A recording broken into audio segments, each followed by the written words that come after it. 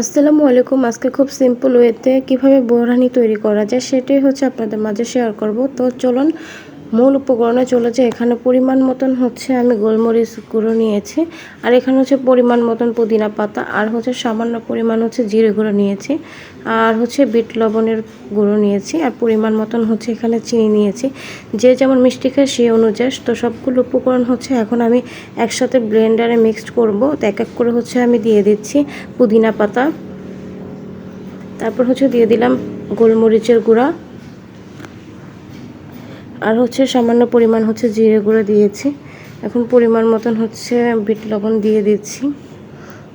আস্তে আস্তে করে লবণ দিতে হবে, বেশি কম হলে কিন্তু বোরহানির স্বাদ টেস্ট অন্যরকম আসবে। পরিমাণ মতন হচ্ছে এখন আমি চিনি দিয়ে দিলাম। এটা হচ্ছে মিষ্টি অনুযায়ী যে যেমন খায়। তো এখন হচ্ছে অল্পটুকু পরিমাণ পানি দিয়ে হচ্ছে এখন আমি ব্লেন্ডার করে নেব। তো এখন হচ্ছে কিছু সময় হচ্ছে আমি ব্লেন্ডার করে নিচ্ছি মশলাগুলো সব একসাথে মিক্সড করার জন্য।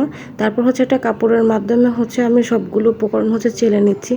যেহেতু এখানে গোলমরিচের গুঁড়ো আছে, আস্ত থাকবে, নয়তো আমি পরিমাণ মতো হচ্ছে টমেটো সস দিয়ে দিয়েছি। সবগুলো উপকরণই হচ্ছে সেকে নেওয়া হয়েছে। তারপর হচ্ছে টক দই একসাথে মিক্সড করে কিছুক্ষণ সময় হচ্ছে ব্লেন্ড করছি। তো দেখেন কি পরিমাণ হচ্ছে আমার বোরহানিটা ঘন হয়ে আসছে। তো এই তো আজকের বোরহানির রেসিপি। আশা করি আপনাদের মাঝে ভালো লেগেছে। আর আমার ভিডিওটি যদি ভালো লেগে থাকে প্লিজ আমার আইডিটা লাইক কমেন্ট শেয়ার করবেন। ধন্যবাদ, ভালো থাকবেন। আসসালামু আলাইকুম।